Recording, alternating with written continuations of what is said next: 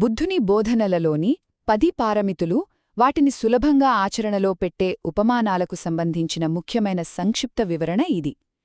ఈ అద్భుతమైన ఉపమానాలు కంటికి కనిపించని సుగుణాలను స్పష్టమైన చిత్రాలుగా ఎలా మారుస్తాయో, అలాగే మన ఆచరణకు ఒక బలమైన మానసిక మార్గదర్శిగా ఎలా పనిచేస్తాయో ఇప్పుడు చూద్దాం. మొదటిది దానగుణం. దీన్ని మనం బోర్లించిన నీటి కుండతో పోల్చుకోవచ్చు. మీరు గమనిస్తే, ఒక కుండను బోర్లించినప్పుడు అందులోని నీరంతా ఒక్క చుక్క కూడా మిగులకుండా పూర్తిగా బయటకొచ్చేస్తుంది కదా. అలాగే మనం ఇతరులకేదైనా ఇచ్చినప్పుడు కూడా ఎలాంటి పశ్చాత్తాపం లేకుండా మనస్ఫూర్తిగా సంపూర్ణంగా ఇచ్చేయాలి. ఇక రెండోవది శీలం లేదా సత్ప్రవర్తన. దీన్ని అర్థం చేసుకోవడానికి తన తోకను రక్షించుకునే ఒక జడలబర్రెను ఉదాహరణగా తీసుకోవచ్చు. ప్రాణం పోయినా సరే అది తన తోకను కోల్పోవడానికి ఏమాత్రం ఇష్టపడదు తెలుసా? ఖచ్చితంగా మనం కూడా అంతే.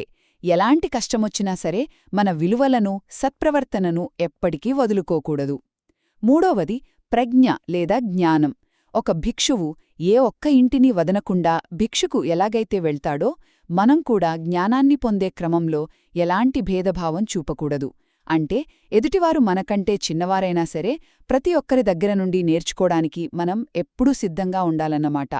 ఈ గొప్ప సుగుణాలను మన దైనందిన జీవితంలో ఎటువంటి రాజీ లేకుండా ఆచరించినప్పుడే మానసిక ఎదుగుదల మరియు నిజమైన పరిపూర్ణత సిద్ధిస్తుంది.